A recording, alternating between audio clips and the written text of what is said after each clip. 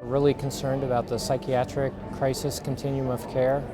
Everything from trying to prevent people in psychiatric crisis from going into emergency rooms to ending up at API, our psychiatric institution, when we know that there are a plethora of services in between there that people can, if they were available, would avoid crisis and higher levels of cost and care. Using a peer workforce, people with lived experience, and really tapping into that so that someone who's experienced a psychiatric crisis can be a part of addressing the crisis with an individual because they've walked through those shoes or walked in those shoes. I think the other thing that's critical is making sure that there is accessibility, and by accessibility I don't mean just that there's a service in the community, but there's a service in the community that people can get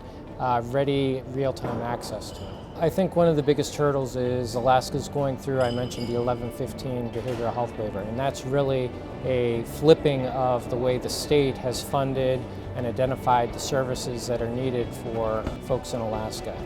And when you make a major change to a system, it requires time, a sustained effort, and when there are factors outside of your control, budget, legislation, workforce shortages, things like that, you can either get stalled or get distracted in dealing with a crisis, which really kind of shortchanges your effort to the long-term goal of implementation.